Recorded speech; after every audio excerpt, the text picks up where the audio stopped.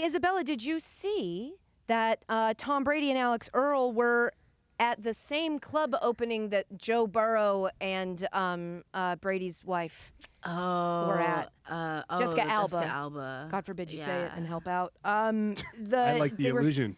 They were at the same event at Zero Bond at this point, I think this is you guys just are getting money from Zero Bond at Wynn Las Vegas. And you keep putting these stories in front of me so that I'll say Zero Bond at Wynn Las Vegas. But they were also there. They were photographed at the event, but they were not seen together at the same time. So sick of this couple. I don't even know if they're a couple anymore, and I'm already sick of them. I know. I just want it confirmed. Like Tate McRae and Jacques, just let me know. Like, are you guys dating or not? I don't want to be, because according to a report from Men's Journal, Brady had already left the venue before Earl arrived, which is like, is Men's Journal just Tom Brady's journal? Why is anybody reporting this?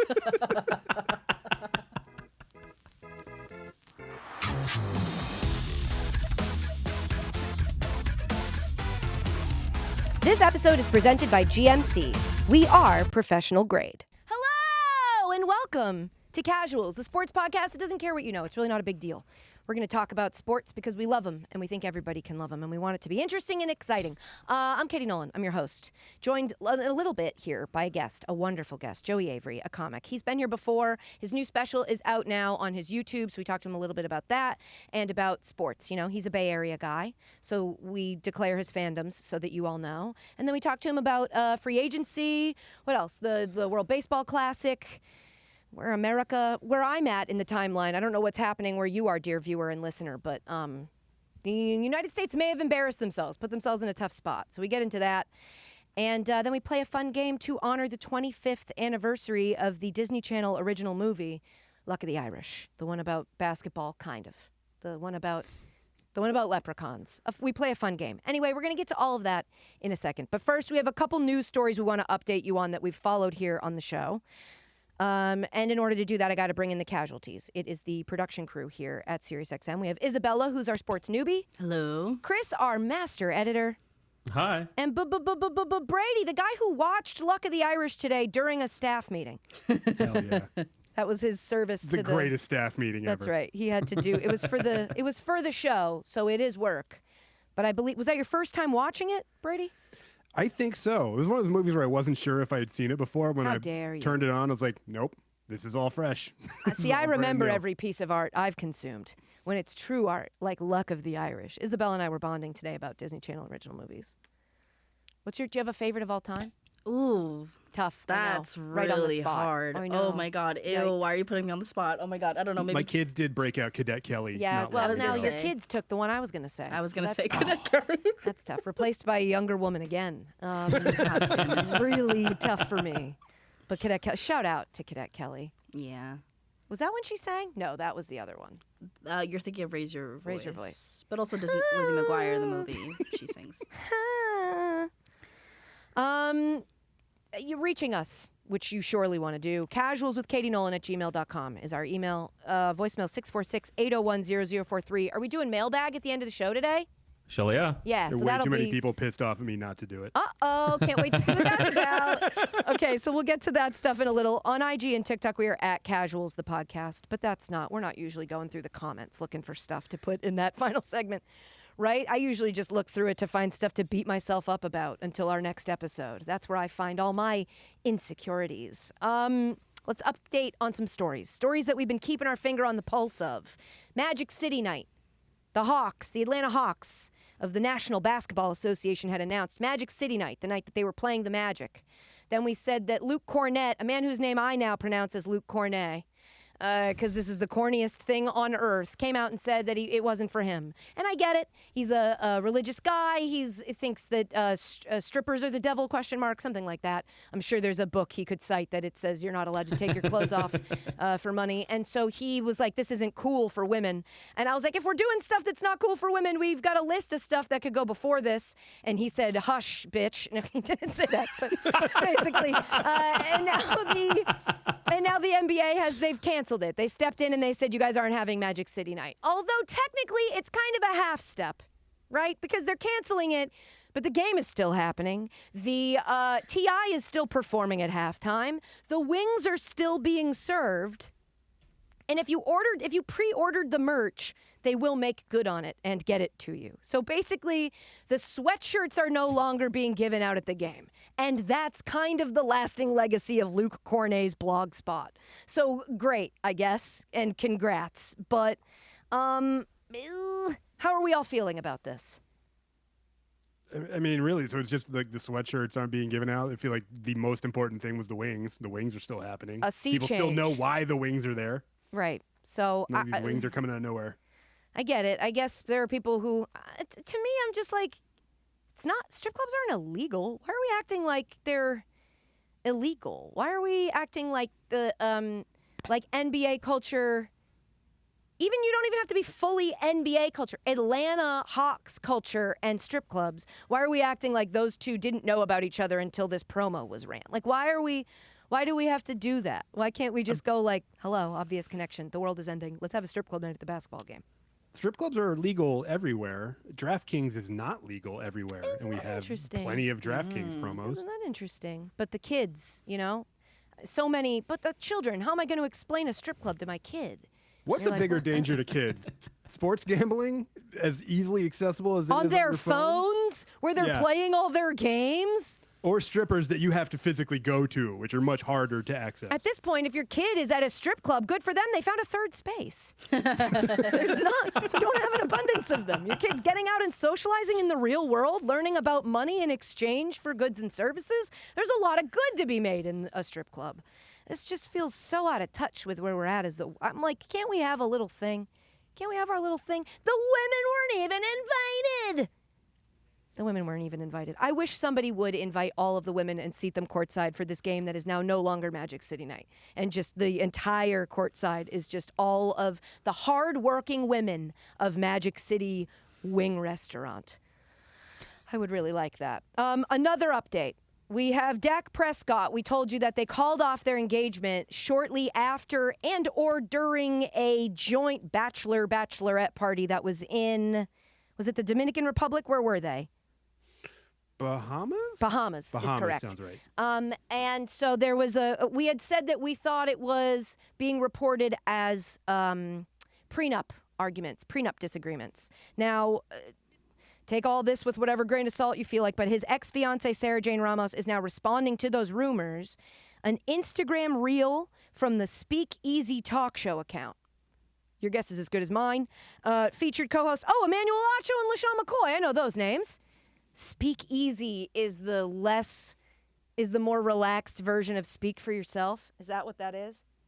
I guess. Is that what I'm stumbling upon here? Got it. I don't know if this hurts my feelings more than AI Colin Coward or less, but whatever. Talking about the breakup and rumored financial arrangements, Ramos responded in the comments section. Girl, put out a statement saying, this had nothing to do with a prenup. I hope we can put that rumor to rest now. But because you said so, I would hope, I guess.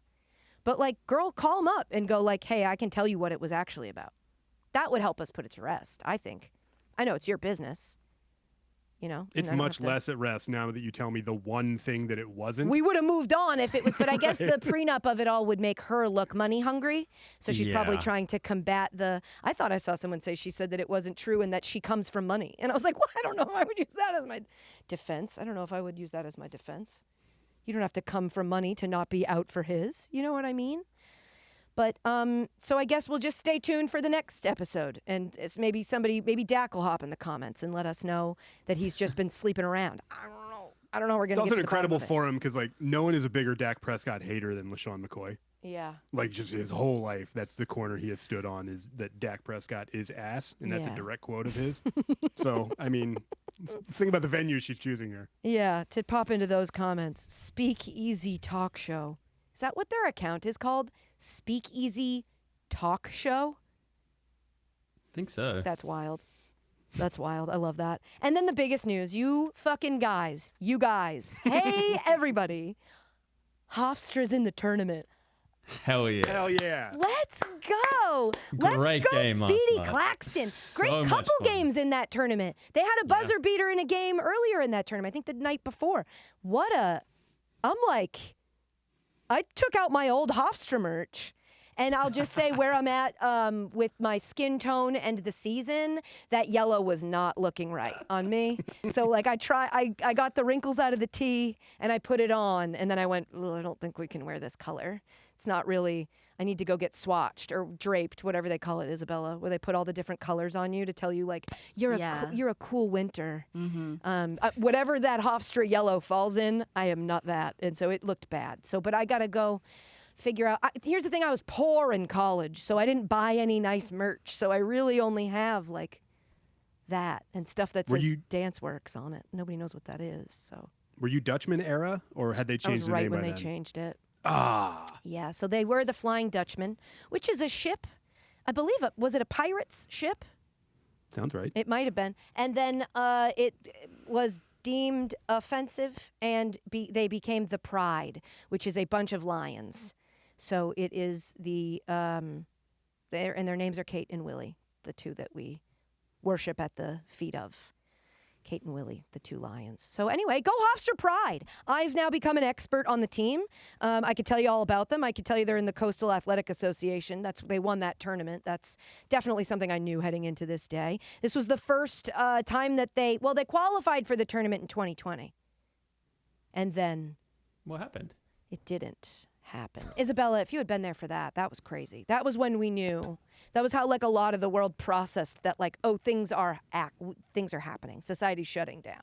I remember being in the grocery store for the first time in a while going, I got to buy these because restaurants may not be open soon, and getting the push notification that March Madness wasn't going to happen. And I was like, what? Oh, yeah, that's right. It's pretty wild. Yeah. And so that was the last time. Go ahead. The day after we had all, like, Rudy Gobert did his press conference, he went around and touched everybody's mics, like, ooh, they're telling me not to touch things. They're telling me to quarantine. This must be bad. Then the next day we were like, oh, fuck, this is bad. I was at Dan's apartment in Queens. I was watching the basketball. I watched that moment. Then didn't they, like, call a game that night? Yeah. And Dan was out doing spots. I was waiting for him to come back. And I texted him and I was like, dude, they're canceling basketball games. Like, I think this might be a thing. And then, like, whoosh, it all was immediately a thing. Anyway, all of that was to say that the last time I got excited about Hofstra basketball, it was ripped away from me. And so this is very exciting. This is their fifth tournament appearance. They've gone, okay, we don't have to say how it's gone in the previous times, right? No, the spin just their here fifth time is that here. this could be the opportunity. This year could be the first time that the Pride have ever won an NCAA men's tournament basketball game. It sure could be. And wouldn't That's that what be we got to awesome? get excited for. Cinderella run for Hofstra. That's right. And they are projected to be, ESPN has them currently projected as a 13 seed, which means they would match up against a 4? 4. Yeah, 4. That's not the one that's popular for upsets, right? 5 and 12 is a really popular one. Yeah. That's sort of but the this biggest one's one, the 5 not, this and is 12 only upset. one away from that, okay? So this could Hey, also there's be been very popular. Plenty of upsets with the 13 seed, so it's definitely not out of the realms of possibility. A question I'm going to get to the bottom of on fan service. I asked it today, but there was a lot of big news, so we didn't talk about this at all. How far are you obligated to take your school in your bracket? Like when? Sweet 16? Yeah, you think? That feels right? I think so. You got to take them at least that far. Because otherwise, if they make it and you didn't take them, you're going to feel like a real dipshit.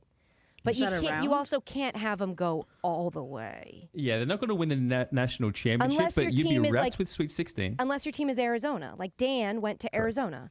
And so a couple of years I've taken Arizona a lot further than I should because I know that it would make him really happy. But Hofstra's not Arizona. But they've got guys! The fun thing, Isabella, is that Speedy Claxton was on the team for Hofstra from cool. 96 to 2000. And then in his senior season, he took them to their first NCAA tournament berth in 23 seasons. And then he now is the coach of this team. That's and this sweet. team is back in the tournament. Isn't that sick? Yeah, I like that. He still leads the program in assists and steals. He was really emotional after that. I know. It was win. really Hugging sweet. the assistant coaches. He gave a really nice speech to his players afterwards. It was just, this is what Champ Week's all about. It's so much fun. There's so much emotion. It's awesome. College basketball. We love it. Let me tell you about some of the people on Hofstra so you can root for them, okay? They got Cruz Davis. Cruz Davis is a junior, CAA Player of the Year, all CAA first team. That just sounds like sports broadcasting. They're all CAA first team. He leads the team and the conference in points per game with 20.2. And he was named CAA Scholar Athlete of the Year because he's got a 3.64 GPA. Ooh. We love that. We love a guy who goes to class. Athlete. That's right. Absolutely. Also, Preston Edmeade, who's a freshman, CAA Rookie of the Year, also named the CAA tournament's most outstanding player, had 7 CAA Rookie of the Week nods, becoming just the 3rd CAA freshman in league history to do that. 9th in the league's overall scoring with 15.4 points per game. And he played high school ball in Massachusetts, in East Hampton. Exciting, right? I'm in. Yeah. That's cool. Silas Sunday? Give me a better name. Silas Hell yeah. Sunday? That is a Nicolas Love me Cage some character. That's a sick name. Silas Sunday is going to find the Declaration of Independence. He's a senior, born in Milan, Italy. Shout out to the Olympics. But he's from Lucan in Ireland. Is that how you say that? So I was there. Somebody else guess. Lucan. The first 7-footer on a Hofstra roster since John Burke, who was also a native of Ireland in 92 and 93. So, somebody to root for. Biggie Patterson? Oh, you're not going to root for Biggie Patterson? I actually think I think Patterson was the tower that I lived in at Hofstra. Does that ring true? I'll check. I'll fact check. Don't cancel me. He was a transfer from Iona University, 3rd on the team in scoring, 9.5 points per game. Joshua Decade, he's a sophomore, CAA all-defensive team. And then we've got a graduate student, German Plotnikov. His name is German, but he's Belarusian. He's from Minsk, which is the capital of Belarus. And you know Belarus, known as the lungs of Europe. So as German breathes, we breathe, because they have a lot of forests, I think.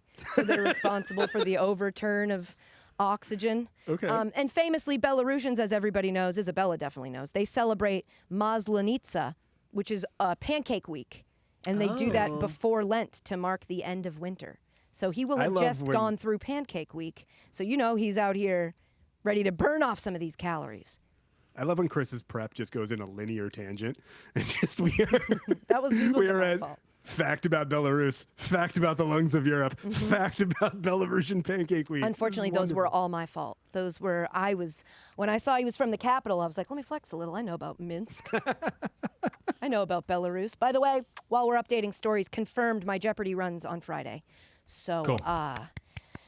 Good luck. I don't want to say anything else because I was there and it happened and I probably am not supposed to. So I'm going to just say that I'm thinking about on Monday turning fan service into a post-game press conference and maybe just having people call in to ask any questions they'd like to about my performance. But it's just an idea I've been kicking around. So something to maybe look forward to. And it's going to be regular time, like as it usually is? No. I think they run a regular Jeopardy, and then in prime time, they do Celebrity Jeopardy. So I think it's at 8.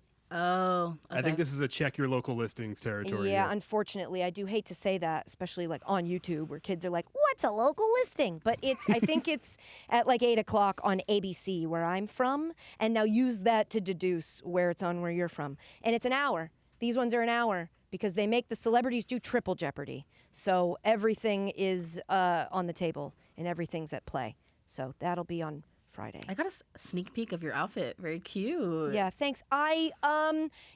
We sprung for a really incredible makeup artist, and she did an incredible job. But I think on set it looked better. I think it was like not maybe for TV. So looking at the pictures, I was like, I don't love this, and it sucks because I loved it in person. I was walking around like a hot girl all day. I was like, nobody can say shit to me. I'm gorgeous today. But it's very warm in color, and the whole set is like blue. And so I think maybe if you think I look ugly, keep it to yourself, okay? How about that, okay? Because it's in the past. I've already grown out of it or whatever. So it's fine. Everybody just be nice to me, please.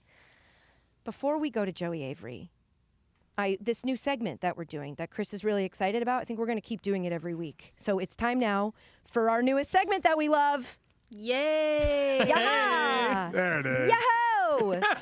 You're going to make me do that every week. I am. It is now part of it. It's professional grade performance, Sick. but you knew that already because you heard Chris's call.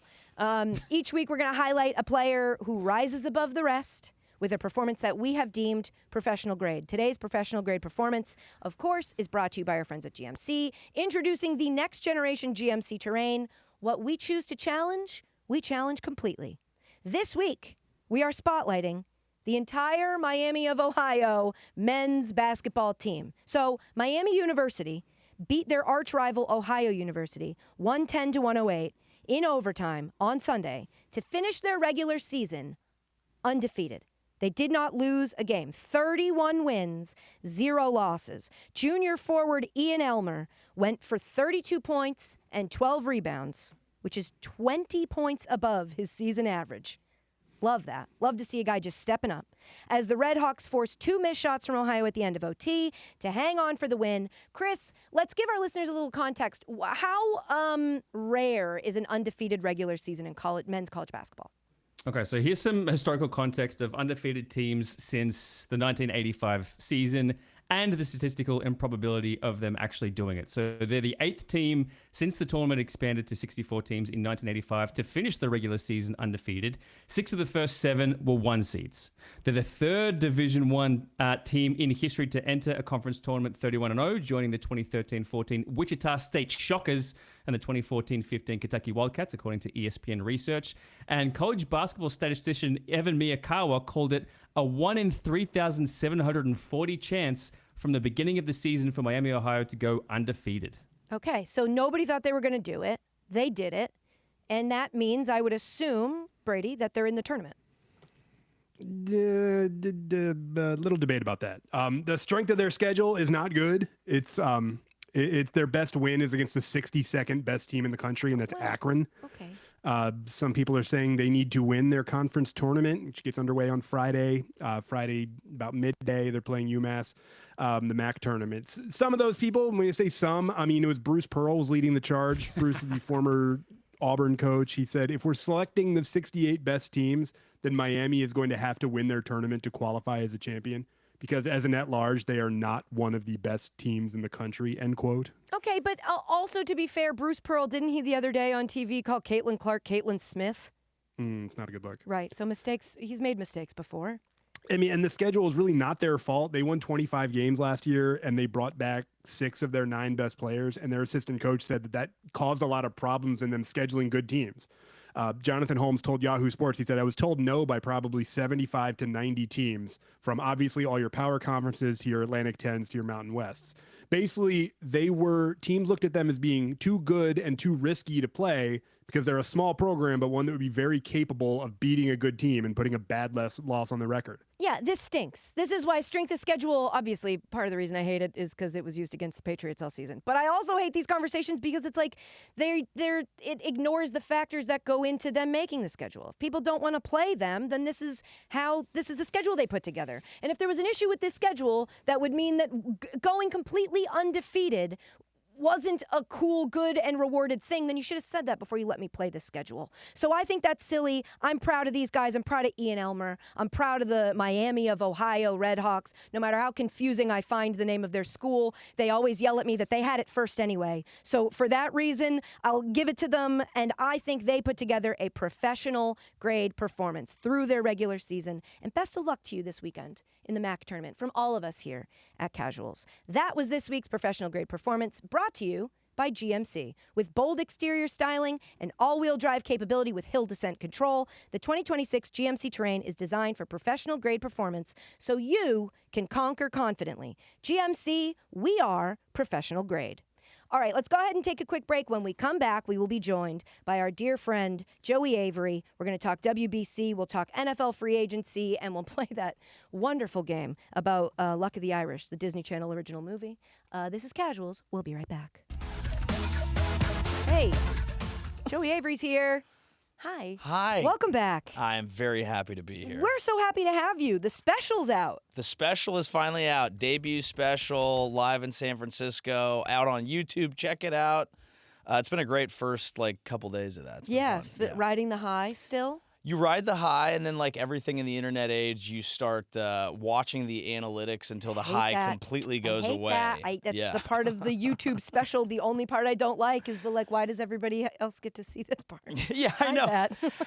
The premiere went great. I mean, everything is going great, but now it's like, okay, is it gonna go crazy? But everyone who has watched it, it's overwhelmingly positive. It's funny. Thank you. That's what matters. Yes. It's funny. Yes. And it was great. And it was in San Francisco, which is where you're from. How was that? Good? It was great. I mean, just like, I like being a hometown guy. I love the Bay. And so I'm, as you move on in comedy, your specials have like a theme, but this was my first one. So it's just kind of my collection of like what's going on now. Hell yeah. Put the stamp on where I came up in comedy and, hometown, and the Punchline's a great club. Hell yeah. Oh, it is a great club. I love that club. Yeah. I'm a bit of a connoisseur now of green rooms as I've been traveling around the road and not doing any of the work, but just getting to experience the behind the scenes. And the behind the scenes of a stand-up green room is amazing if you like watching 3 mildly stressed people stare at their phones and pretend they're doing something. And while eating chicken fingers. Yeah, that's basically or mozzarella sticks. It's really not that much fun going on in the comedy green room. The lack of watching sports in a lot of them is a frustration for me, a sticking point where I'm like, can we get this on the game? I know that guy's out there doing his act. Can we put the game? You would love my green room because the second I get in, if I see a TV and I see it's on the comedy show, I change it immediately. Nice. I will log into my own accounts, and if I can get a game on, and then I'll bring a speaker and try and get fun tunes going and smart. Get a little bit because people You're programming the thing. People out there are having fun. Yeah. Shouldn't we be in a fun mood? Why can't we? When we go out there. And now let's not shit talk Dan. He does he'll put the TV on the.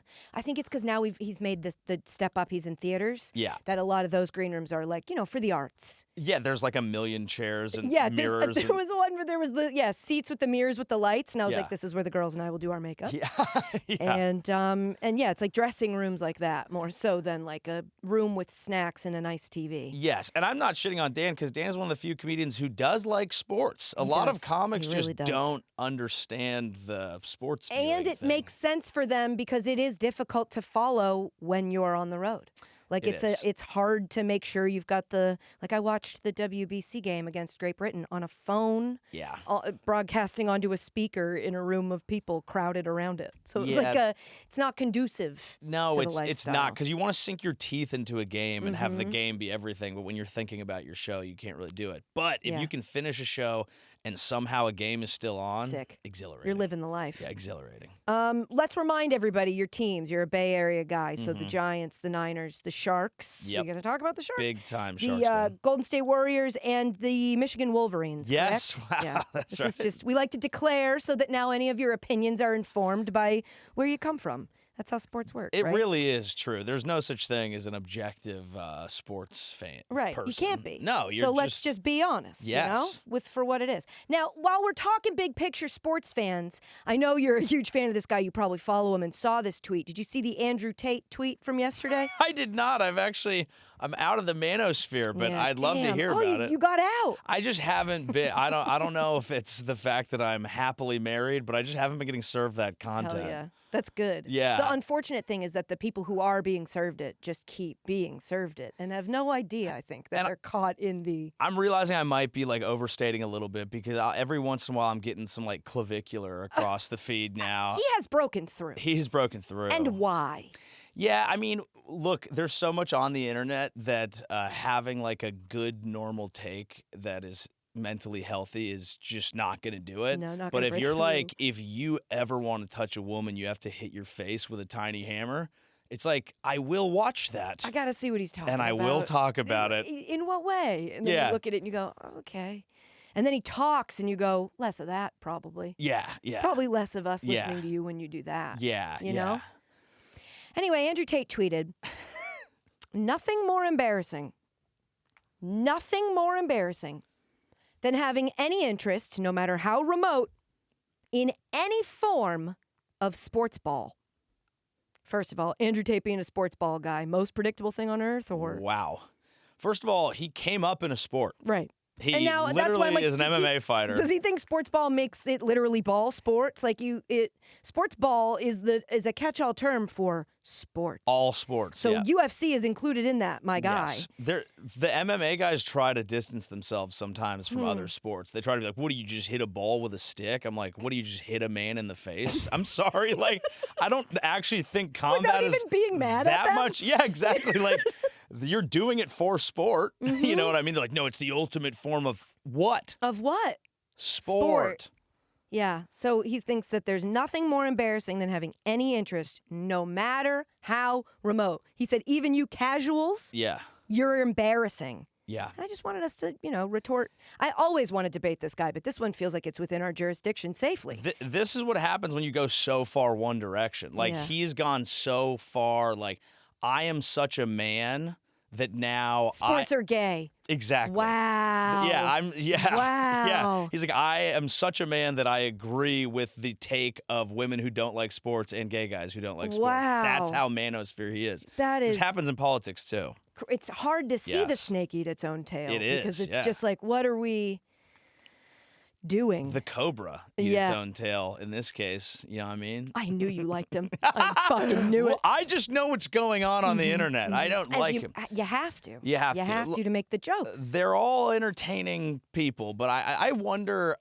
It's hard for me to tell the line between someone who's just, they've figured out their grift and they know and they're good at entertaining. There's always a percentage of it that's true, or you wouldn't have even gotten there. But it's never 100%, because it's people figuring out what works and just leaning into it and making no effort to evolve as human beings. I know, but I feel like that's everything now. Everything's set up to be like, well, what are the numbers? Chase the numbers. Yeah. And I'm like, yeah, but if you're chasing the numbers, you're not actually doing any of the work, right? Isn't the work supposed to be the making the thing better and making the thing, I don't know. You have to have a divide, I think, where it's like, care about what you're making, because the making is the fun part, by the way, because once you release it, it's reacting to comments, seeing the numbers, all the stuff that we're talking about, but like the making it is the cool thing you got to do. You got to create a piece of art, or in his case a tweet, but you make something, and then for me, I just feel like I have to have a divide between like the making of it has to come from what I'm interested in, and then the promoting of it is a whole different game. It has to be a different It's a whole beast. different game. Yeah, you have to do different. But this is all promotion. This is all. That's the thing. It's all promotion. The whole thing is. And then then people go, you talked about it, so you're part of the problem. And I'm like, my literal job is to talk about the stuff that's happening. And this is somebody that a lot of people like, a lot of men like, incorrectly in my opinion, but it's my opinion. A popular thought leader said it's embarrassing. Nothing is more, pooping your pants, nothing is more embarrassing than liking sports, even a little. Pooping your pants. Yeah. Immediately, there goes your argument. Probably, depending on the scenario. Like if you're an astronaut, you just had to, then it's kind of cool. You know what I mean? Like astronauts be shitting their pants. Like then it's off. But that's the point. Enough. There's no room for nuance when these men talk. Yeah, true. These men. See, look at me. These men. These fucking. He's a bitch. Greek gods. When How they about speak, this? we listen. He's not a man because he doesn't like sports. How about that? Boom. Now we're back here. Now we're back. Here. I Why run are we doing any of this? Now I run the manosphere. Actually, I am now the king of the manosphere. But the thing with the manosphere guys is they shit on the stuff that I like and think is normal. Like all of them are like, dude, you're hot. You can't drink a beer. Clavicula's like, you should do meth. I'm like, no, what? drink a. Yes, what he says. It's like, dude, drink a beer. What? They're out here saying do meth? Yes, because you can maintain physique. I'm like, no, yes, drink a beer, and yes, go to a game. Do normal man stuff, not this weird like you're grooming your face and doing meth and saying sports are gay. But meth is going to ruin up. There's a lot of reasons not to do meth. Correct. This isn't the first one. It's just the one I would think he would be against. Doesn't meth fuck your skin up? It probably depends on like if it's quality. He's doing different types of meth? If you, look, I've done a little bit. I've done a little bit of Adderall. That's meth. Yeah. And skin's fine. Sure. I think it's a little different. It's a little different. Right? It's a little different than meth? Yeah. I don't know. My doctor gives it to me? I don't know what type he's doing, but I think he's like, if you just do straight stimulants, you'll keep that six-pack. And I'm like, maybe just have a beer and calm down. Okay, second question of the podcast. Is everything cooked? Are we all cooked? It's a great question. I think this is a huge theme of right now. Yes. I think everyone wants to know because it feels like yes. Yeah. The answer all feels signs like yes. point to yes. But there are little things you can do that make it feel like no. Yeah. And it's like if you just log off for like a week. Now, I'm not saying we shouldn't. Week? I'm just saying. Week? I've never done it. I've never done it. Okay, thank you. Just, I was going to say, out here going, just put your phone in a room for I've a never week. tried these theories. I'm just saying that they exist. They probably feel like they if you like don't over-consume the insanity that the algorithms have been told to give us, and you just like spend time with the people in your life that you've decided you love and have cultivated something nice with it. Maybe you go outside for a walk. Maybe you take your shoes off. You feel the grass under your toes, like you probably don't feel like things are as cooked, You see, she's on her phone as I'm doing this. I haven't done it. I just think that it does make you feel better, which isn't to say that these things don't matter. But it also has this great way of making you feel like, well, the next thing you're scrolling to is going to be the thing you need to see that helps you unlock the thought, that helps you get the joke, or helps you get the podcast put together. And you're just like, there's so much info. Yeah. I need to see all the info. I need to see all the, and then you wake up and you're watching a clip of a fight and you go like, when did I get to this part? Yeah. I didn't think I was. And everything's just this. like, AI is going to ruin everything. And then Our people whole are betting economy on. is tied up in AI. People are gambling on, insiders are trading on war. So there's like incentives. Like there's like, a whale placed a long bet on a nuke going off. And you're like, I'm going to kill myself before it happens. No. But then it's like, you could go to a beach and see a sunset and be like, let's contextualize this. That's right. Everything is beautiful, and we're lucky even just to be here and breathe this air. We're in it. We gratitude is important. It's so important. But to it's, practice. you don't bury your head in the sand. You got to know what's going on. But, Right. Some gratitude. And then once you know what's going on, just bury your head right back into the sand. Right back into the sand, yeah. It can feel nice sometimes. Yeah. Start with NFL free agency. Tough to talk about because we're recording this on a Wednesday. It's going to drop on Thursday, and it'll be on YouTube on Friday. So we can't get too specific. A lot will happen. The big stories. The Ravens backing out of the Max Crosby deal. Did you see this? A lot of conspiracies going on because Yeah. they've picked up the guy from the Bengals, no? Yes, they got it's not written down in here now. Trey Hendrickson. Yes. Yeah. They Cheaper pivoted deal. to a 4-year deal, cheaper deal. And they get back the picks that they lost in the originally announced deal for Max Crosby. And so a lot of angles to this one that it's like, pending a physical, I get. But we all knew he was hurt. So it's not like we're getting any new information probably Right. in the physical. Yeah.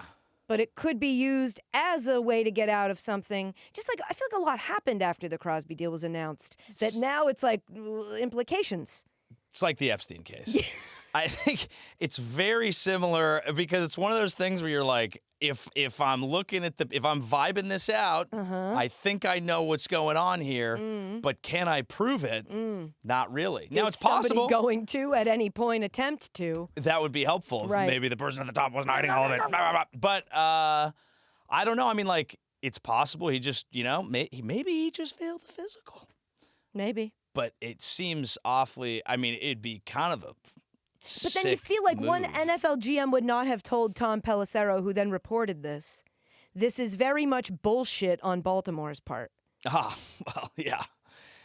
That's what I would think if I was another GM and I was planning my entire free agency off the biggest domino to fall on the defensive side. Not only that, Max Crosby, put out his big goodbye. I heard it was 13 minutes long. He put out, a big goodbye. Yeah. And then you have to, walk to the parking lot with your with that person. That is the most Vegas experience of all time. Oh my God. You thought you were out of there, you were leaving, and then all of a sudden you are back and you feel sick to your stomach. Speak of which, Las Vegas, Tuesday, March 17th, catch Joey Avery. That's right. In Vegas. I was like, what is this? That's right. That is a great plug. JoeyAvery.com. Tons of tour dates live. Check them all That's out. St. Patrick's Day. That is not good. Psychopath. That is not good. I got to call my agent. In Vegas on St. Patrick's Day. No one's going to be there. Oh. That's not true. No, they'll People be there, will but be they there. won't be quiet. I won't be either. You know what? I'm going to commit to getting drunk myself for that show, I think. I have to, right? You're not allowed to not get and drunk. your beer has to be green. Yeah, I think, 100%. on stage. Yeah. And you got to wear something green, or else someone's going to pinch you. Maybe or I'll just whatever. go around pinching them. Okay, and then we'd have to. That's probably illegal. Probably not for the best. It depends. Maybe not right? You good. can do it legally above board, but It's we a would clip. need to review It's that. a good clip. It's a clip. It's a clip. It's a clip. It's a clip. 49ers fan Mike Evans signed Yes. with you guys in this free agency period that starts now, I think, but clearly has started. Pro Bowl, obviously, incredible. I love Mike Evans. He's awesome. Yeah. Now I know he's 32. Yes. And he's coming off his first career season with fewer than 1,000 receiving yards. And he was limited by injury to 8 games in 2025. So I know there are knocks on him. But the Niners always stay healthy. Yeah, but if there's one thing I know about the Niners, it's that their bodies get stronger. Yeah. Because of its closeness to an electrical substation. All the memes about the substation and with Mike Evans going there, to me, I'm like, Great memes, honestly. Everyone did a really good job. Good job on the memes, guys. They did a good job on the memes, but cut that out because you're putting a lot of negativity out there, which is not helpful. No. But it's exciting as a Niners fan to be like, I love Juwan Jennings, but, he's not really supposed to be a number one. Yes. And You've asked a lot of him. We've asked a lot of him. And he's risen to the occasion. He has. But it's a lot. Yeah. So with Evans, it's like, great downfield threat. I don't know that he's like the fastest guy, and we're maybe a little slow at the wide receiver position unless Brandon Ayuk's driving his car. Ooh. But we needed somebody. So it's exciting. Yeah. He prior to 2025, 11 consecutive seasons with 1,000+ receiving yards. Yeah. That's nice. And it's an exciting tying guess who? Jerry Rice. See? Maybe it's meant to be. Maybe it's meant to be. And he's going to love it. I mean, getting to play for the Niners is a pretty cool experience. Yes. Marquee franchise in the NHL, NFL. I'm on meth. I took meth before be on this. meth and you'll get it right. That's the thing. Grit your teeth. I've been seeing the conspiracies that Ayuk is never going to play football again. Yeah, I think I saw that too. It was a completely unverified account, but I read it and I was like, that makes sense. And I live with that. I live with a Niners fan who gets information that he goes a little deeper in than I would for his particular team. Right. And he'll just say those things to me. And then I'll say them in a meeting, about to say them on radio, and someone will go, what? No. What? Yeah. And I'm like, wait. He was my reporter. And then I have to go, he's a comedian that's just on Reddit. He's just reading things and saying stuff. We just put stuff in the brain and it feels true. And then in comedy, you don't need to do research. It's really about no one explaining. Ever really fact checks it. It's about explaining your vibe. Yeah. That's all it is. So true. So you really, it hurts you to do research. Unfortunately, I have a constant, I have guns being held at me that I have to get this all right all the time. But sports fans are usually so understanding. I know, and especially they love towards women. Embracing women. They really embrace women. I've just been putting up the longest She's charade. only there because she's a woman. She's trying to sleep with one of them. She's got to be sleeping with one of them. That is everything, isn't it? It's just always, who'd she fuck? What an exhausting act to pretend to have my heart ripped out by teams over the course of, to just, for a job, for a podcast? They give these to anybody now. It's always it's always a self-report, too, for someone to think it's like so impossible for you to just enjoy watching sports. A competition, like, a game? She must be getting... That is just wild. It is crazy. But it will never change, will it? No. Because I think we thought the internet was going to change things. It was like, it's going to make people better. I think it had the potential to. Yeah. I just don't think we bothered to make that its priority. Yes. I think we prioritized literally everything else. Yeah. Now at the point where I want to say something on a podcast and I have to go like, well, I did only see it in one tweet and an Instagram account. Instead of going 2 accounts confirmed, they wouldn't have gone with it if it wasn't true. Yeah. Now you go, well, nothing. Check marks, parody accounts get check marks. And you go, well, then what does this mean? What is the point of the check mark? Which, you know what? I think it was smart to ruin the entire verification system so that you could get $8 a month from random accounts who want to pretend to be other people. Me too. Yeah. So anyway, the last thing that's happening in free agency that we can discuss is that quarterbacks are on the move. We've got the Dolphins cutting Tua Tagovailoa, then he signs with the Falcons. The Daniel Jones, I don't know if you saw this, not on the move, but he re-signed it was reported as a 2-year, $100 million deal with the Colts. I'm now seeing them say it's an $88 million deal that could be worth up to $100 million. Whoa. For Daniel Jones. You know what? He balled out last year. He did. Balled out last year. And then he played on a broken leg. And so we'll see, I guess. Yeah. But that's... Did he end up Achilles going down? I think so. I think that's what it eventually was. Yeah. As a man who's torn his Achilles, not ideal. I went for a run 2 days ago. And how long ago did you tear your Achilles? Like 2.5 years ago. Crazy. And like my calf is so sore. And I'm like, that's not good. Because it's just different. It's just a different thing now. Now, I do imagine that he's getting better care. German stem cells shot in it. He got the surgery. I didn't even get the surgery. I was like, it'll be fine. Did he get the one? I think we've already talked about this. I'm obsessed with that video of the celery. Where it's somebody showing how you repair. Oh, no, I haven't by seen showing that. them like sew together 2 big pieces of celery. No, I just be trying to avoid surgery at all times when I can. I was like, maybe my body will do well if I take supplements or something. And did it work? Well, no. I mean, like I can run and jump and you seem lift in shape. I'm in shape, but I just can tell it's like, all right, if I went for a 4-mile run and my calf is sore, that means my Achilles is not ideal. Yeah, I've never. But Daniel Jones Colts fans will be worth it. Yeah, and good maybe, for you. Maybe one of 2 teams Get in your Indiana. Money. Yeah. Oh yeah. Yeah. So what's the latest on that? That simply can't happen. That feels like something. The Bears. We're talking about the Bears moving to Indiana.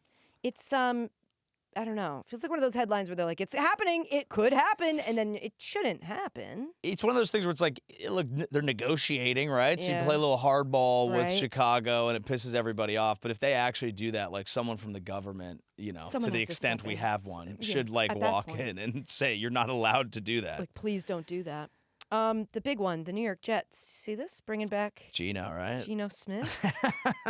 There was, we'll start the story with this. We have audio of Keith Hernandez talking about the Jets during an SNY broadcast of, I imagine, a spring training game. Let's take a listen to this. Apparently the Jets are trading for Geno Smith. Steve, you okay? I can take over for you for a half inning if you want. It is here. One day, Keith. Well, Geno's had a very nice career, but he's on the, the backside. Yeah, he really struggled last year. One of the worst quarterbacks in the NFL. We'll see. If I could get all of my news through an interlude during a baseball broadcast, ideal. That would be better because I feel the ballpark and they all have the same, like, you okay? Right. Like, it's just comforting. Yeah, and then you can, if you don't want to talk about the thing you just heard, you go like, oh, look, a hit. Yeah. That's how baseball's meant to be 1-1, that's away. Yeah. Yeah, that's it. That seems like the Jet. I think that's the average Jet fan response. I mean, like they're already downtrodden. Yes. They're beaten down, and then it's like we're bringing Geno Smith, and you just go, all right. Sure. Like, what are you going to be mad? You don't be mad. It's more sense than Justin Fields probably. He did not have a good year, so no, yeah. But it's not like Geno did. No, he did not. No offensive line though in Vegas. Right. It's also just like getting back with an ex. Yeah. Like, that's never gonna it's something you can do. I'm sure people will let us know that it has worked out for them maybe in the past. But in general, it just feels like not the move. Yeah, no, my thought is that to me makes me feel like the first 3 games are going to be awesome. Right, you know what I mean? Because it's like you go, oh my God, I know where the bathroom is. That's right. The Jets and Geno, they know each other's bodies. You know what I mean? And then they're gonna, on that 4th game, exactly. Yeah. They're gonna remember. They're gonna remember why they broke up. Oh yeah, I forgot. I hate your family. Right. Like that. But it's gonna be hot there for a few games, maybe. Yeah. Sexy so little prepare training yourselves for that, Jets, I think probably. So the Jets fans, we don't lose a bunch of them week 4 when they jump off of a bridge. That is the Jets, though. Like, they often will, like, because, first 2 weeks of the NFL season are exciting because everyone's like, we're undefeated. We could do it. Who knows? The Raiders beat the Patriots, I believe. Yeah, they sure did. They sure did. And ships in the night there. Yeah. Damn, that's pretty funny. Patriots lost the Super Bowl. I was going to say, I can see the pain I just immediately there. went, and that. The pain of losing a Super Bowl is so bad. There was a clip of Trent Williams talking about it. About that for me. No, but I still saw it. Clip of it just the season you had, it just hits so different. I know. We were just happy to be there. Yeah, I bet. Happy to be included. Yeah. Thanks to the scheduling department. A clip I just saw of Trent Williams talking about it, and he basically was like, and you never know as a player. Players often have a different perspective of a fan, and he was just like, I would much rather lose before the Super Bowl than in it. Yeah. He was like, we lost in the Super Bowl, and he was like, I went into a dark depression for months. He was like, I had to get off social media, and he's like, but it ended up helping him. Yeah. And that made him healthier. So it's kind of the advice we already gave. It's like go through, feel your losses, and come out the other side. I do think there's something psychologically that happens to you when the last game, you're standing, being covered in another team's confetti. Yeah. I think there really is something where you go like, fuck this. Yeah. Fuck this. It's like a party bukkake. Everybody's happy because you're sad. Yeah. And you're like, fuck. Yeah. All of you. And you just like, that's why like when the players like stand out there and they're just like covered in the other team's confetti, it's like, fuck. But that's, dude, you're feeling your feelings, and that's maybe what life is all about. Let them out. Do not push them down. Yeah. And don't go back to an ex. That's the best advice we can give to you, I think. That was good advice, for sure. Segment. Let's pivot to the World Baseball Classic, where the United States is embarrassing itself. Mamma mia! The United States is showing its fucking ass. All right. Again, keeping in mind the schedule of when this all drops. Joey and I, the world we live in right now, Mexico and Italy have not played. But that game now controls our fate, as I assume you're rooting for the United States. Yes, yeah. In the World Baseball Classic. So the United States last night to us. So 2 nights ago to you, or 3. Do the math, okay? Can't do it every time I bring up time. Yeah. We just went to full video, and it's giving me a headache. Yeah. But yesterday, the United States lost to Italy. Unexpected, probably one of the biggest upsets in the history of the World Baseball Classic. Nobody saw it coming. Vinny Pasquantino living it up, giving everybody... It hits different when it keeps happening to you, and they keep sipping their espresso and kissing kissing up the boys on the cheeks. It's kind of fun for Italy. It's so fun. And then even when we hit home runs, nothing. Yeah. We do nothing to celebrate it. There's something wrong with the state of United States baseball in that sense. Yes. Like every other team has a cute thing they do. The vibe. I remember when I played baseball, I was going to play in college. I got cut, and so I was like playing in this adult league team. And so I'm living in San Diego, and I'm playing baseball like one exit up from the border, and guys would come over the border to play. So the umpires were conducting the game in Spanish, and it was just a different game. Like one of the guys I was talking to, he's like, it's baseball. He's like, you got to play with heart. He was like, slide cleats up. Like there was like more dangerous, like shit that we don't like. We're like, there's decorum, there's a way to play. Yeah. He basically is like, no, like a ball, like you don't even have to field it with your glove. Let it hit you in the chest. Like do not let a ball through you. Just like, they're like, it's baseball. Where's the passion? And I do like, our guys are so stoic sometimes. I'm like, where's the passion? And I think I don't want to put it all on Judge because I'm a Red Sox fan, so obviously I don't like that guy. But he's like a quiet leader. There was that. Did you see the clip of his speech that he gave? It was Yeah, and we don't have to. It was comment like further, but it was a little bit. Like I've been more inspired at a sales kickoff. And those can be very. And those can be fun. I actually had Micah Ruzioni in one of my sales kickoffs. Damn, actually, that would get me going. Yeah, I'd be in. But I've sold a lot of. I've been inspired to sell a lot of Equinox memberships at a conference before. You know what I mean? Were you selling Knox membies? I was, Damn. and they were $175. Wow. And it was a recession. You're pushing. $175 a month. I can't put a price on health. No, you sure can't. Can't put a price on health. You sure can't. You got to ask your wife. Let's call her right now. Yeah. I love wives. Love wives. I'll talk to a wife. Absolutely. She got a matching set. We'll throw one in. Now, our manager said that... Okay, you want to listen to the clips? Yeah. Okay, so Mark DeRosa, I went on the radio and said something stupid before this all started, and I said, I think it could be good that we got a TV guy to manage our team. I know we did it the last WBC, and people had mixed opinions, but there wasn't like a loud outcry against it, and I said it could be cool to have a manager who knows how to talk on TV.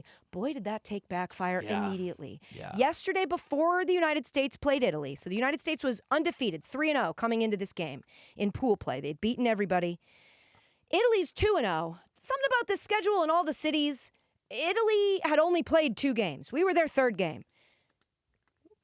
For some reason, it feels as though they thought we had everything locked up. Mark DeRosa, the manager of the team, went on MLB Network on the show Hot Stove and did an interview, and he said this. I'm going to get some guys off their feet, no question about it. I'd like to get Goldie a start, and he has been awesome, just a leader of men behind the scenes with Aaron Judge. I'd like to get him in there. I'd like to get Gunnar in there again. Ton of respect for Italy. It's weird. We want to win. We want to win this game, even though our tickets punched to the quarterfinals, because Mexico plays Italy actually tomorrow. It's weird. We actually want to win this game. Yeah. Turns out we actually had to win the game.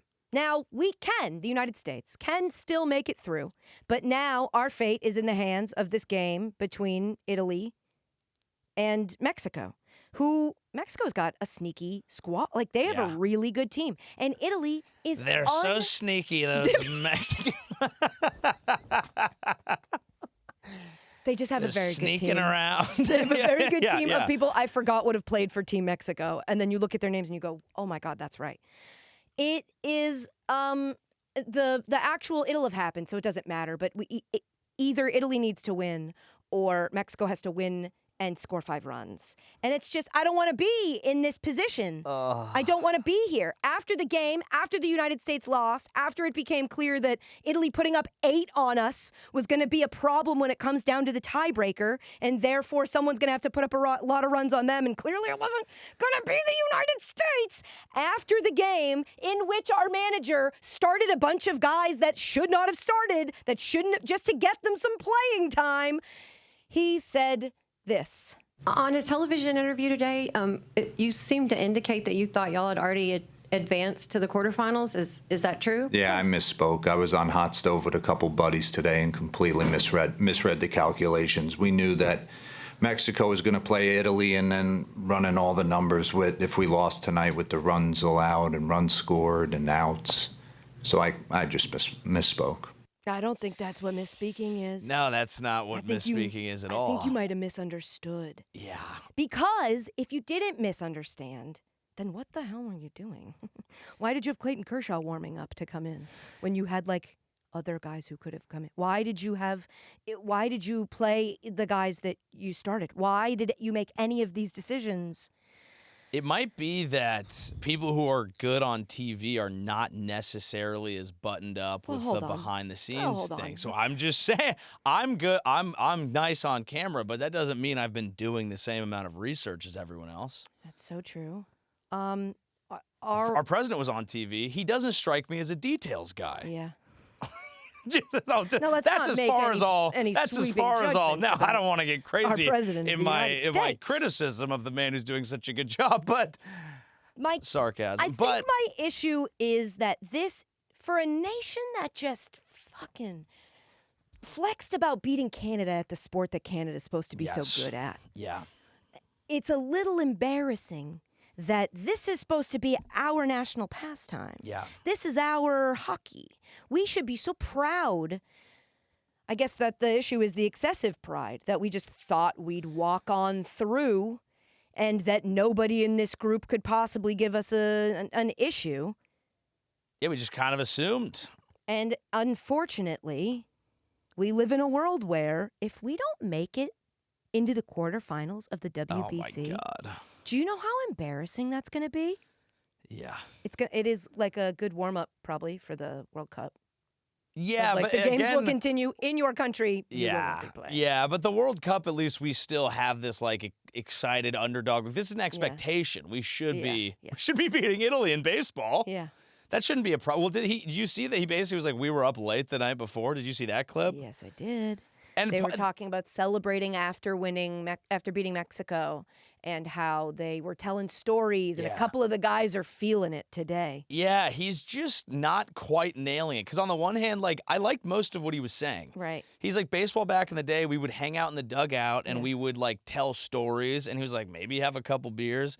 And now everyone lives this like perfectly optimized atomistic lifestyle where they go back to their hotel and maybe they play video games or maybe they just chill and get sleep with mouth tape on or whatever people are doing.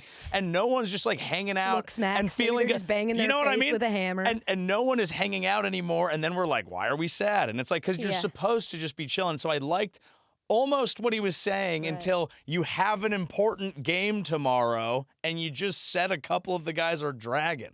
And there's no celebration that makes it feel like the camaraderie is like sticking.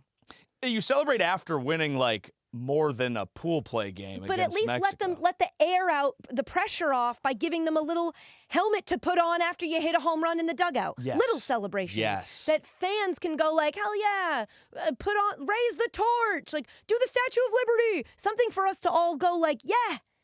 Watching Vinny give the boys a couple kisses, it's like, why don't we have that? Yeah. What's our thing? And then you look at our outfield and this is how they celebrate. They gather with each other and they fucking salute and you're like, okay. It's pretty American. Pretty cool, but immediately makes me go, oh, that's right, we're at war. Yeah, which is really like something that if you want to enjoy rooting for USA, you really sometimes need to divorce it from our to be able to general activities. Not think about the war. So, yeah. It's tough. But we still root for us. That's right, we sure do. And we could turn this around. Yes. It's out of our hands. Yeah. But I guess we'll root for Italy tonight. So they either need to win or Mexico scores 5 in beating them. Yeah. Either team can win if Mexico scores more than 5 runs. So I think what we're rooting for... It's not even run differential. It's just... No, it's the actual... It's runs against. Okay. And because we let Italy put up 8... Yeah. And didn't put up more than that. Like, we need runs scored against Italy. Okay. In order to get in, if they win, if Mexico, you get what I'm saying. See, but this is not the math we should be doing. Right. It's Americans in pool play. I don't want to be doing this. I want to use like animal brain, like monkey brain. Just watch the games. I think Mexico will get 5 up. I hope so. They've got Mexicans, a squad. They run, they steal. They are sending their best. I mean, does Italy? Who's pitching? I don't know. Last night, it was, what's his face, it's a couple teams ago, but I know when he used to play for the Angels. But he was nasty. Yeah. 4 2/3 innings, I thought, or something like that. Is this a problem for the guys? Because most, you would be in spring training pitching, 3 innings. Are they keeping them on similar? They're all on pitch counts in that first round. I think it was like nobody goes above 65, I think. But this was the whole thing with why Tarek Skubal isn't going to pitch. He pitched 1 game, and then he's not coming back. And Nolan McLean, who pitched last night, who's a rookie, is the guy who would be going in the final if we were in the final. And that showing last night, I think everybody was like, I would much rather have Tarek Skubal. Yeah. But then Skubal's never going to pitch because of the money. And then you just get like, America, what the fuck? Get out of your own way. We need to win the baseball tournament. Yeah. It's supposed to be our sport. We need to look like we're having fun doing it, and we need to be good at it. Yeah. Let's start with the fun. Let's fucking go. Yeah. But I do like that they're hanging out in the clubhouse. Yeah, I will say. Let's definitely let's go back to that. Controversial, but I'm going to say let the boys chill. Did you see the drama between Cal Raleigh and Randy Arozarena? Yes, I did. Do you have a thought on this? I'm waiting to make a judgment because I don't speak Spanish, and I'm like trusting people to tell me what Randy Arozarena is saying in his statement, and I don't trust anybody on the internet right now. But it just feels like Cal is coming from a place where he's like, there's no beef, I love Randy, everything's all good. The genesis of this was that Randy tried to either fist bump or handshake at the plate, and Cal left him hanging. Yeah. And Cal's like, no beef, I owe it to my country, I believe is what he said. To like really focus on the whatever. Yeah. And Randy's thing was like, screw him, I think. I didn't know he was that But again, pissed. I'm trusting somebody else's translation. Yeah, I thought I again caught this off of one Instagram slide, so I'm not an expert, but I thought that he basically was like, yeah, he was just like, sup, but I'm not gonna do that. I don't know. It's just stand weird. on a handshake standoff. Look, I think it's fun this is good for the World Baseball Classic, and it's fun for they really mean it. But if a dude from my MLB team that I was playing that many games with wanted to dap up, I would be doing it. Right, and if a dude from the MLB team that I played all those games with left me hanging publicly, yeah, I feel like I'd be a little bit okay. To me, though, it's the question is when you leave me hanging, are we doing it with a twinkle in our eye? Because you can do that in a if it's if he was dap me up and Cal was I ain't dapping you up, bitch. That's fun. Funny, right? Right. I just but don't know. But if it's just a no thanks. Then then it again turns to America. Are we having fun with this or are we taking this really seriously? Because if we're taking this really seriously, we need to know the rules. We need to know how many games we would need to win in order to make it to the net. You can't be the team that's sorry, dude, I'm just really locked in, but I didn't know we had to beat Italy in order to make it to the next round. Yeah, you'd think some of the players might have tapped the manager and been like, somebody from MLB Network would have gone, no, actually, that's not true. Maybe the math is too confusing.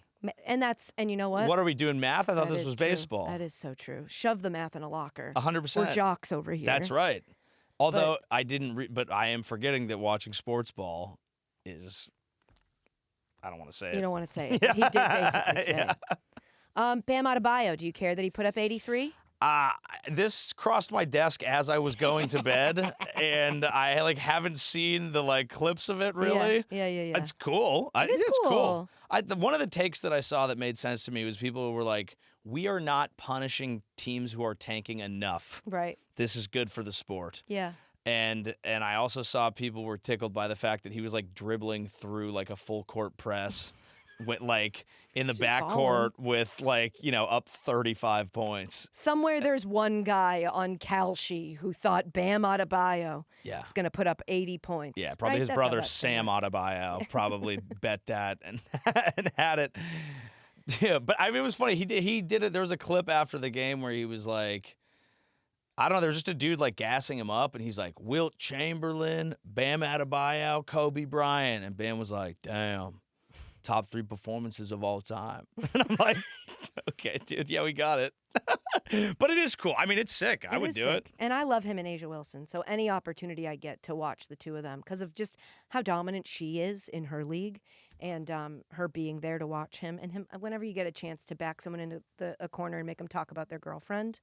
I like that. Are they hitting that? Yeah. Damn. Yeah. And she's a basketball player as well? Yeah, like MVP. Oh my MVP. God. She's like incredible. So the child, we already got to focus on the child. Yeah, I don't know if they're, I don't want to, as a woman also in a relationship who, if you were to focus on my child, we're not going to, that's not happening. But I mean, with all due respect, your child is not nearly as interesting as the fact that so for them, again, yes, it's everyone's own purpose, and she's an athlete and pregnancy in the body and all that, but I'm sorry, if you're both that good at basketball, we're going to have to see that baby. We're going to see the baby. That's a public service. We're going to have to see that baby. Right. And maybe before the 83-point game, we wouldn't have said that. But now that you're above Kobe Bryant, we're going to need to see that baby. First I thought of saying it. And Wilt Chamberlain, who has the #1, took this very seriously. He tried to see a lot of babies. He tried it most babies. He spread it around. He was very much focused on that. Yeah, he was out there. And that's, I think, a manosphere thing, isn't it? Spreading your seed. I suppose so. And so we have maybe sports ball not so gay. Okay. Part of a really important investigation. He was always just focused on scoring the most on and off the court. He didn't differentiate between the types of scoring. Right. He just saw a hole and was going to drive through it. Yeah, exactly. Right. Yeah, that's right. Right. I think we did that. I think it's a nice button. But of course, Asia, it's your choice or whatever. It's just, I guess I would just say I would like to see the baby out of all curiosity. And we do have money on it on Polymarket. On Polymarket is the exact. But don't take that as pressure. That's money we've already accepted that we've lost. But we will need proof by the end of the month because Please, I'm short on it. Yeah. All right, I have a little game I'd like to play. Now, this is a half-baked idea, and it took a risk. But you are from a generation, my generation, similarly? I think so. I would maybe think so. A little younger, but why would we focus on that? Do you want me to tell you my age? Okay. Maybe? 35. Yeah, a little younger, but why would we focus on that? Why would we focus on that? The Disney Channel original movie, Luck of the Irish. Okay, yeah. You familiar with? I'm very familiar. Released March 9th, 2001. Celebrated its 25th anniversary this week. Wow. 25 years since Luck of the Irish. For those who aren't in the know, the plot, loosely, a 15-year-old basketball star competes for his school's first state championship while also discovering his family's true heritage. That's doing a lot of work. Yeah. And battling for a gold charm to keep his family from being controlled by an evil leprechaun. Now, if you're thinking this is silly and it's a decom, it is a legitimate film, and the proof of that is the way Ryan Coogler spoke. It inspired one of our great artists. Let's listen. We used to watch that movie like crazy. But that was our first introduction to some of the similarities in Irish folk music to basically our music, and the obsession with the movements. It's a small Irish community in the Bay, and we would talk about it. That movie was like kind of a touch point for us to jump off of, crazy enough. So he was the inspiration. The Luck of the Irish was like the inspiration for the bad guy in Sinners. Wow. Kind of, I believe is what that very echoey clip. That was an echoey clip, saying. but that's, you just never know. Right. And I think that those Disney Channel movies, we all laugh at them, but they were the first movies we watched, and they were good for us at the time. Yes, I remember getting hyped for Xenon Girl, the 21st Century. I remember when it dropped, I was like, whoa, this is what we're doing tonight. Yeah. Zetus Lapidus, this is what we're doing tonight. Luck of the Irish was a banger. So, I've watched it at least twice, but it was a long time ago. Yeah. You've seen it? I've seen it. It has been a long time as well. Yeah. I thought we would blind rank 5 of the craziest plot points of Luck of the Irish. Hey, I might need a refresher on the That's plot what point. we're both Okay, getting good. at the same time. Good. So what we did is the producers put 5 crazy plot points from the film. I think I have them all on these cards. And we're going to have to blind rank them 1 through 5 without knowing what the next one is. I love it. You ready to go? Yeah. Okay. First fact about Luck of the Irish. Curious about his heritage, 15-year-old Kyle Johnson goes to the school library computers and searches the internet for just the word Johnson. His first result... Safe search on. First result out of 4 million is a law firm. Okay. That is pretty crazy. Okay, yeah. Now, this was a different time of the internet. Yeah. So back then, I do still think searching Johnson was going to get you questionable results. Yeah. It still might. Right. It's pretty funny to think that you'd go, well, I have questions about my last name. I'll Google that. Yeah, I'll just Google Johnson because Google no one has Johnson. that last name. And it'll go, Kyle, here's why. Is that Irish? What's funny is that because they changed his last name to cover up his heritage. Right. Which we then discover. Because his real last name was Hoity-toity too. Basically. Yeah. He said he's got leprechaun blood or something. That's right. I don't know what else is on the cards. I don't want to ruin the game. Yes, yeah. But searching on a library computer for the word Johnson on a scale of 1 to 5 of craziest things that are going to happen in this Disney Channel original movie. That's pretty crazy. I think it's going to be low. But given where we were at the internet back then, that's not that crazy. You want to make it like 4? I think that's going to be 5. I think we're going to get crazier if I recall the film. Okay. I mean, to be clear, that is crazy. It is crazy. And the first result would not be a law firm. That's true. As long as we can agree that. We can agree that. We're putting that at 5. Googling Johnson at number 5. After losing his lucky gold coin at an Irish festival, Kyle wakes up and discovers his hair is red and he's 6 inches shorter. He shrugs his shoulders and goes downstairs, most surprised by his mother burning breakfast. Later that day, he discovers that he has shrank another 6 inches. His ears are pointy, and his mother is now a 1-foot-tall leprechaun. See, now this is Pretty where crazy. I think we're elevating. Right. Does that feel too-ish to you? Let's go over the plot points again. His hair is all of a sudden red. That's brand new. Yeah. Already destabilizing at that age. I would be freaking out. That would be a large moment. 6 inches shorter. Yeah. And we're not questioning that. The main thing you care about that age is your height. And yes, and 2 days later, he's a full foot shorter than he was before. Yeah. At a time when you're saying, I'm however many, 4 feet, 2.5 inches, like every half inch counts. Yes, facts. And then his mom's a 1-foot tall leprechaun. His mom goes down to 1 foot right away. That's the cap off. Like that's somehow not its own plot point. Yeah. That's all in one thing. That feels high on the list. Feels high on the list. Though I do remember things getting a little wacky in this one. Okay. So I think we have to put that at like 3. 3? But okay. I don't know if I'm being too aware of like the movie. Let's put it at 2. I was thinking 2, but let's go 3. If it is 3, we're in for a great ride. Because this just feels like the plot. It feels. I was gonna say that's 2 or 3 to me. I don't know what 1 is gonna be, but that feels like a pretty substantial moment. All right, we're gonna put losing a foot of height. Yeah. Your mom is a foot tall. Yeah. So you've lost your mom in height. Yeah. Suddenly, at number 3. I feel like I've made a mistake. Potentially. I feel like it should be at 2. You want to go 2? That was my gut instinct. I know it was, and I think I should have just listened to your gut. Well, we're not locked in yet. I know. What do you want to do? I can't read the next fact until we've locked in. I think we go 2. Okay. All right. Let's do it. And if it's bad, it's his fault. Yep. I'll take that. After learning that Seamus the evil leprechaun... Okay. God damn it. After learning that Seamus the evil leprechaun has kidnapped his father and his friend Russell... Right. Kyle makes a bet that he can defeat Seamus in sports in exchange for their freedom. The sports are hurling, stone rolling, wheel throwing, and Irish dancing, which Kyle wins by doing breakdancing windmills.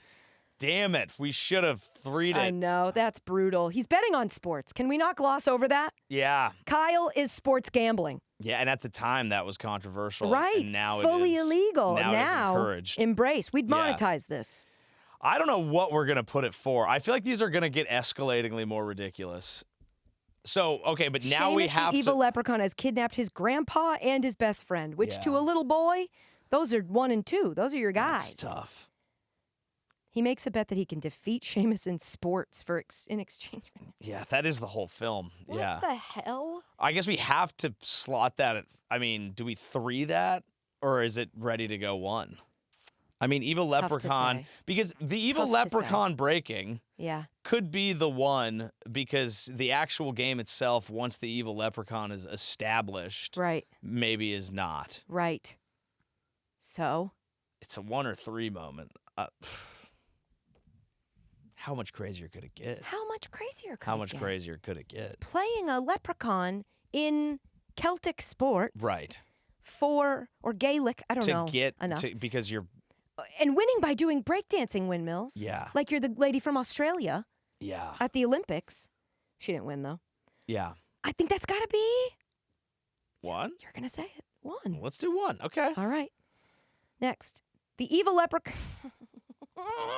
evil leprechaun takes over the body of Kyle's opponents in the state championship game. I forgot about that. While talking to his invisible leprechaun grandfather, who is shackled by iron chains to the top of the backboard during a free throw, Kyle learns that the luck has been inside him all along. Right. What numbers are available to us? I don't think those are shuffled. I feel like they are in order of how crazy this is. I think my producers are lucky they don't live here, because I'd fight them for the order that this was I was like, it's blind ranking. I can't see them. Yeah. You guys have to produce the segment. Yeah, but it is more fun to find out this way. I know.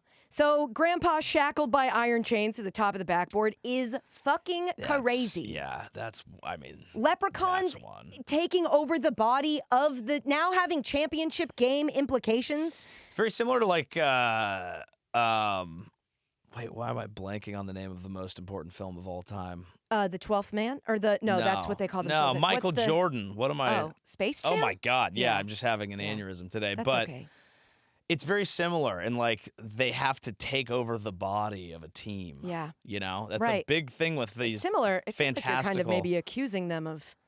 Well, I wouldn't accuse them of stealing the whole plot. Right. Because this one goes off in different ways. Very original pieces That's right. here. Disney Channel original, if you will. Yeah, that very well done. It must have been fun to write.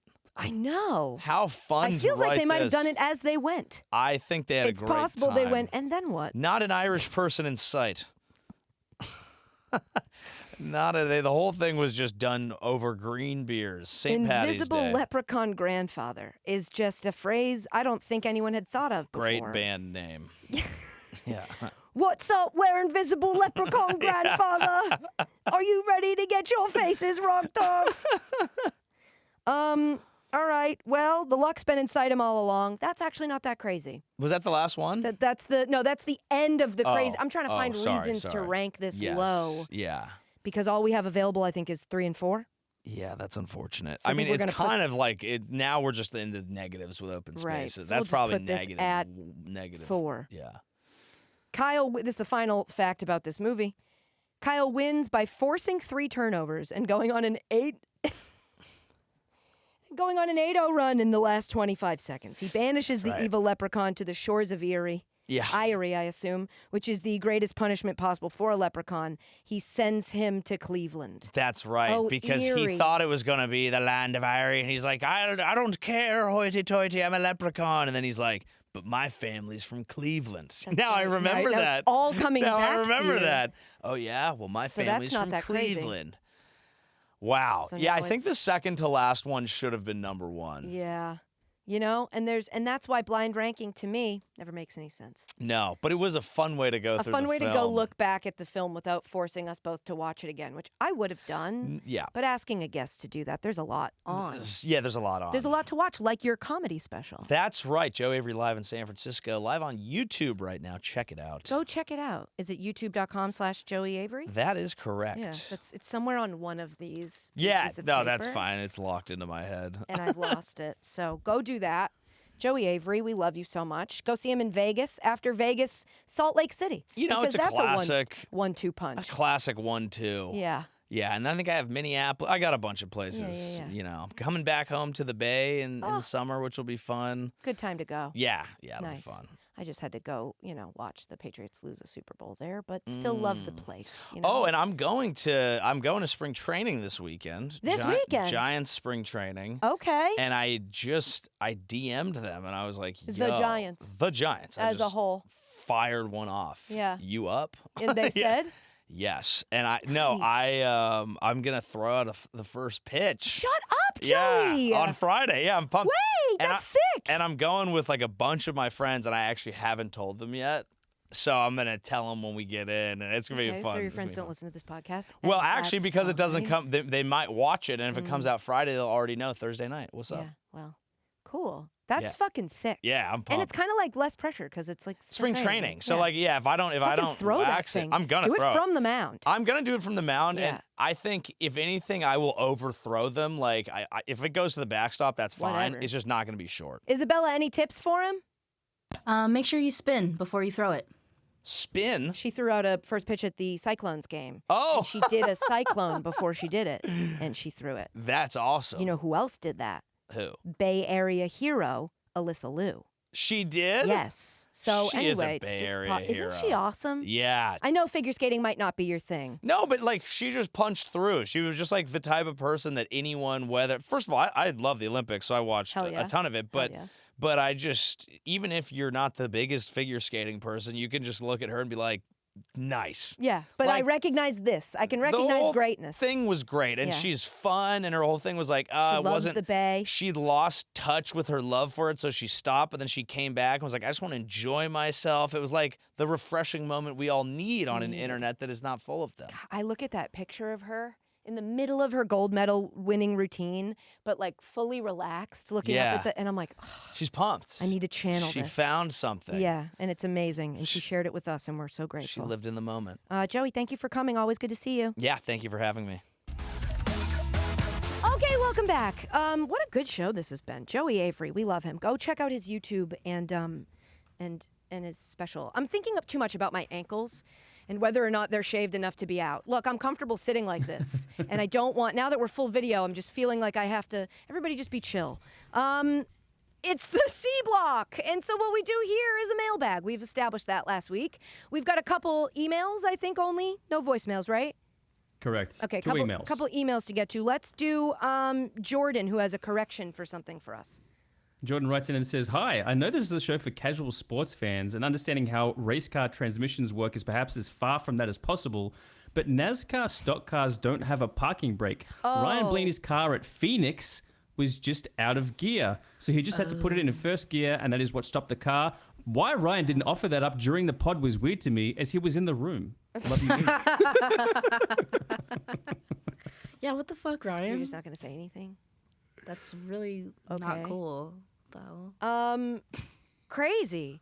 I feel very stupid. Whatever. I had no idea either. You know, and it's like, you've worked in race sports. Excuse me for thinking a car has a brake. Pardon me for thinking we were all cranking that thing. I do need to stop saying cranking that thing. Probably, I think I'm saying it quite a bit, and I think probably not the move. Did I ever tell you guys? Especially with the hand motion. I know. Did I ever tell you about the time that my brother tried to tell me that the Seattle Kraken were back on the power play, and it was in shorthand, and he said Kraken back on the PP.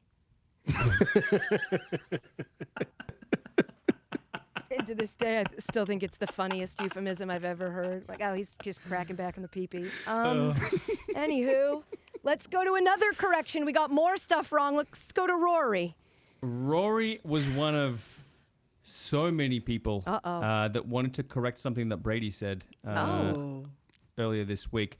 Rory said, last episode you said that Trace Thompson, she said you in this, is specifically referring to Brady. Last episode Brady said that Trace Thompson was the player on Great Britain who hit the leadoff home run off Scooble. And it was actually Nate Eden who did. Eden went 3 for 3 and was the only player on Great Britain who had a hit in the game. He did it all himself, and you tried to give that to Megan Thee Stallion even.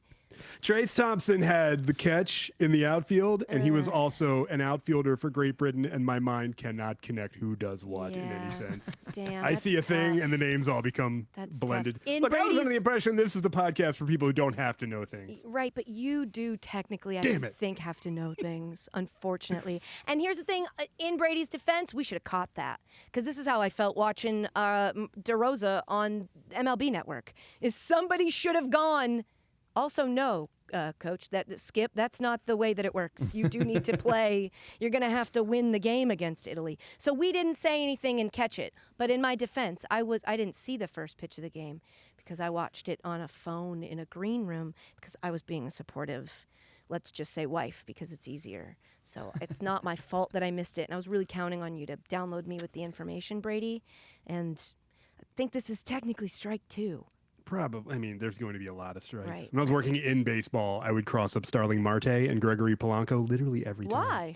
They're playing. I mean, one's left-handed, one's right-handed, but they're playing in the Pirates outfield, left field, right. It was tough. What screws me up is the Ketel Marte, Starling Marte. I've said their last names wrong out of context because they're pronounced differently depending on the.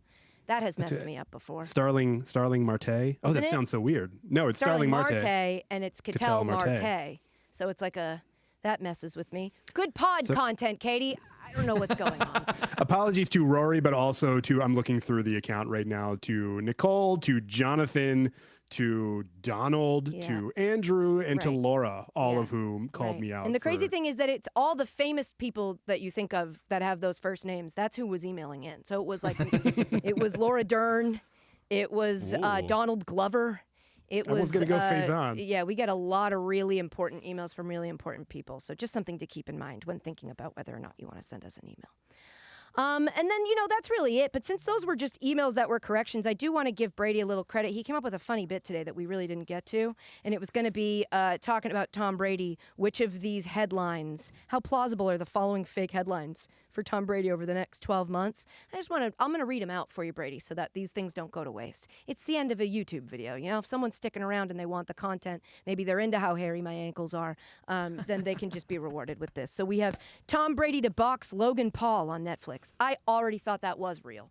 So that's 100% is real. Yeah. Yeah, very No, plausible. because Logan Paul pulled his whole bit inside of like 24 hours was, I will pay any NFL player $1 million to box me. Yeah. And then within a day, he released a video that said WWE won't let me box anybody. Sorry, guys. Oh, no. Darn. Oh, no. The powers that be.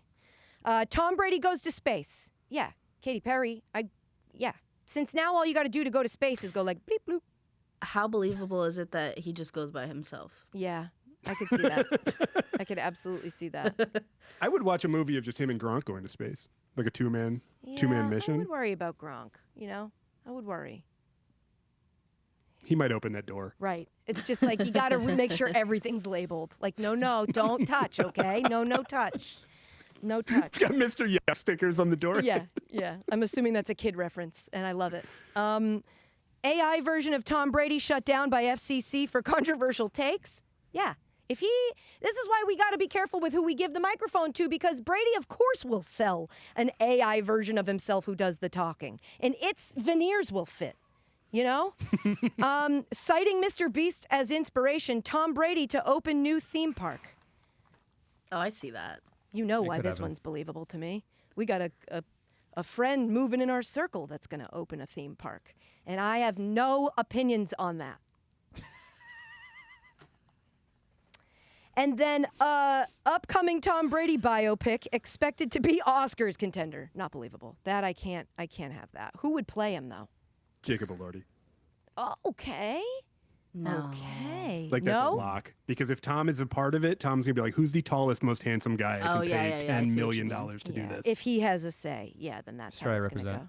This shirt looks stupid on camera. Am I having a bad day? This shirt looks dumb on camera, you think? No. I wore a baggy shirt because the eagle-eyed will know. I sweat through my shirt last episode, and I'm still experiencing. I'm really making myself attractive here.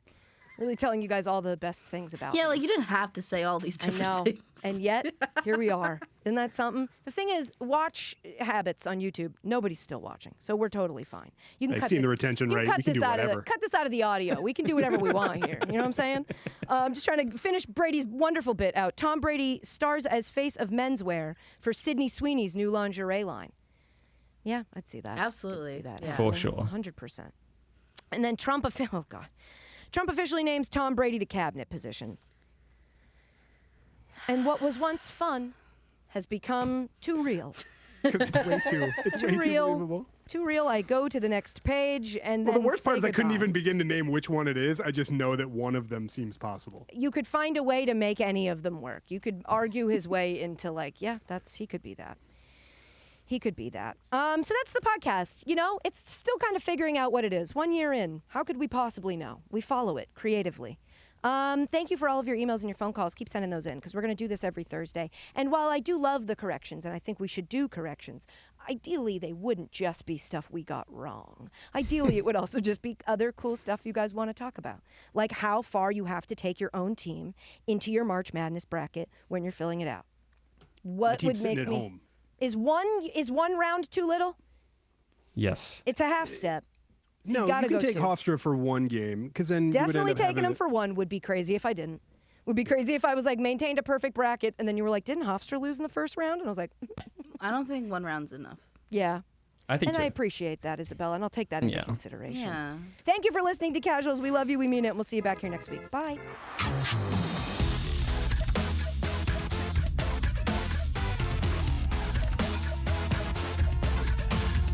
This episode is presented by GMC. We are professional grade.